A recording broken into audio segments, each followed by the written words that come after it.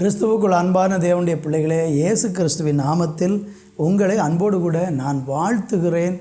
இந்த அருமையான நாளிலே நான் வரவேற்கிறேன்.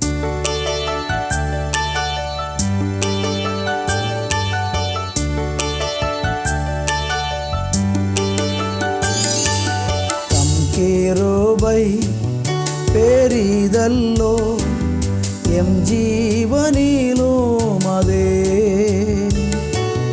இம்மட்டும் காத்தருவே. இன்னும் தேவை கிருபை தாருமே, இன்னும் தேவை கிருபை தாருமே. தாழ்மையுள்ளவரிடம் தங்கிடுதே கிருபை, தாழ்மையுள்ளவரிடம் தங்கிடுதே கிருபை. வாழ்நாளெல்லாம் அது போதுமே, சுகமுடன் தம்பலனுடன் சேவை செய்ய கிருபை தாருமே, சேவை செய்ய கிருபை தாருமே. தம் கிருபை பெரிதல்லோ, என் ஜீவனிலும் அதே இம்மட்டும் காத்தருவே. இன்னும் தேவை கிருபை தாருமே, இன்னும் தேவை கிருபை தாருமே, இன்னும் தேவை. ஆண்டவரை பார்த்து சொல்லுங்க, கிருபை தாருமே, இன்னும் தேவை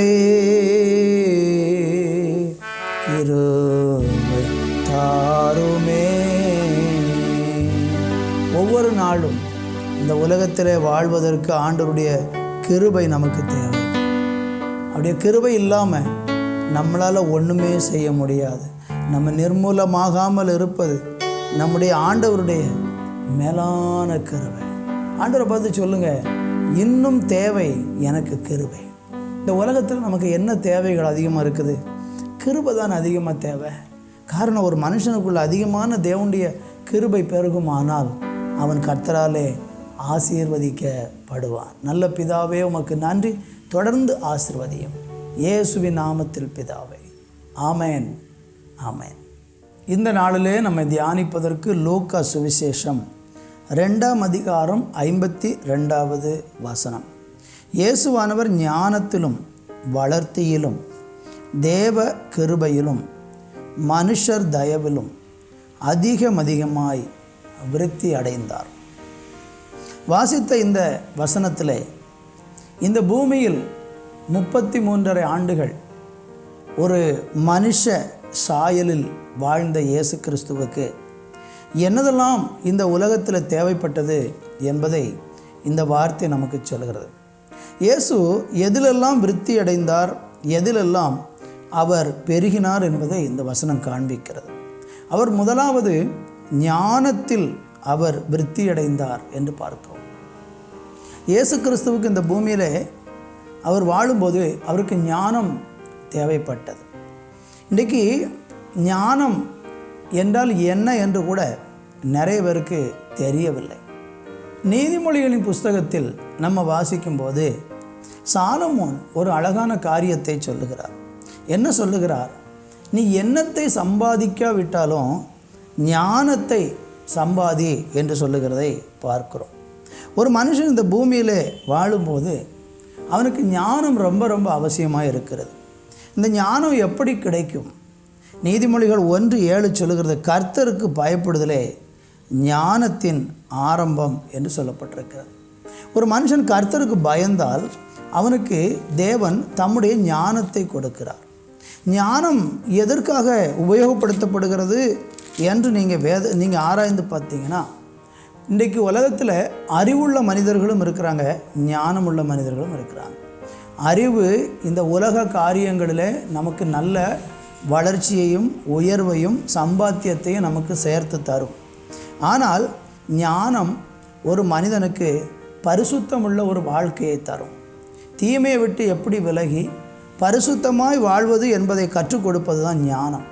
அது இயேசுவாலே மாத்திரம்தான் ஒரு மனிதனுக்கு கிடைக்குமே தவிர அதை நீங்கள் கல்விக்கூடங்களிலேயோ கல்வி சாலைகளிலேயோ அதை கற்றுக்கொள்ள முடியாது.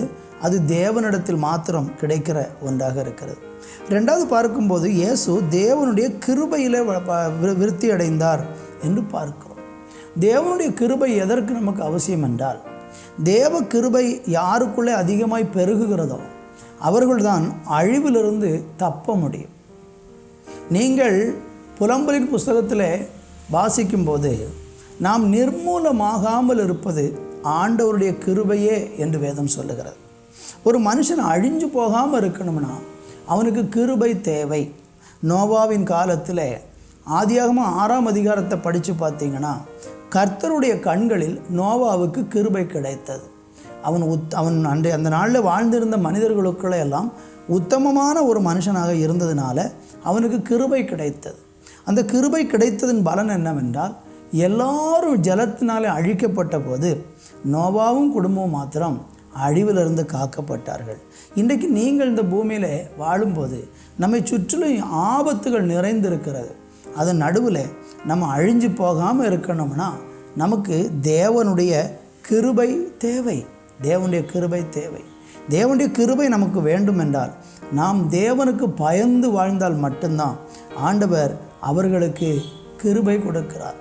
பெருமை உள்ளவர்களோடு தேவன் எதிர்த்து நிற்கிறார், தாழ்மை உள்ளவர்களுக்கோ அவர் கிருபை அளிக்கிறார் என்று வேதம் சொல்லுகிறது. பெருமை என்கிற பாவம் நமக்குள்ளே அழிவை கொண்டு வரும், ஆனால் தாழ்மை கிருபையை நமக்கு தரும். அடுத்து இயேசு மனுஷ தயவினாலே பெருகினார் என்று விருத்தி அடைந்தார் என்று பார்க்கிறோம். நமக்கு இந்த நாளில் பூமியில் வாழ்வதற்கு மனுஷருடைய தயவு தேவை.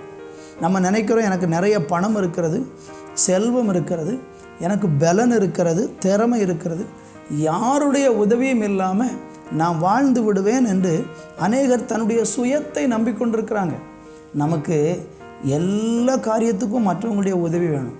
நம்ம சாப்பிடுகிற ஆகாரம் முதற்கொண்டு அணிந்திருக்கிற வஸ்திரம் வரைக்கும் நம்ம உபயோகப்படுத்தக்கூடிய எல்லா பொருட்களானாலும் நம்ம பணம் கொடுத்து வாங்கினாலும் அதை செய்வதற்கு சில மனிதர்கள் இருக்கிறார்கள். அவர்களுடைய தயவில் தான் இதெல்லாமே நமக்கு கிடைக்கிறது. அப்போ மனுஷ தயவு நமக்கு தேவை. மனுஷ தயவு நமக்கு கிடைக்கணும்னா என்ன செய்யணும்னா, எல்லாரையும் நேசிக்க பழகணும், எல்லாரிடத்திலும் அன்பு செலுத்தணும், எல்லாரையும் நேசித்து அயலகத்தாரை நேசித்து முடிந்த அளவுக்கு மற்றவர்களுக்கு நன்மை செய்து நம்ம மனுஷ தயவை பெற்றுக்கொள்ள வேண்டும். இன்றைக்கி அநேகர் பாருங்கள், மற்றவர்களுடைய தயவை நாடாமல் சுயபலத்தில் வாழ்ந்து கடைசியில் அவங்க விழுந்து போகும்போது உதவியற்று போய் விழுந்து போகிறாங்க. அப்படிப்பட்ட நிலைமை ஏற்படாதபடிக்கு இயேசு கிறிஸ்து ஞானத்திலும் வளர்த்தியிலும் தேவ கிருபையிலும் மனுஷ தயவிலும் அதிகமாய் விருத்தி அடைந்தது போல உங்களையும் ஆண்டவர் விருத்தி அடைய பண்ணி இந்த நாளிலே ஆசீர்வதிப்பார். நல்ல பிதாவே, உமக்கு நன்றி. ஒவ்வொருவரையும் ஆண்டவரை நீங்கள் விருத்தி அடைய பண்ணுவீராக. ஞானத்தில், தேவ கிருபையில், மனுஷ தயவில், வளர்த்தியில் தேவன் ஒவ்வொருவரையும் விருத்தி அடைய பண்ணி ஆசீர்வதிப்பீராக என்று ஜெபிக்கிறேன். இயேசுவின் நாமத்தில் பிதாவே, ஆமென், ஆமென்.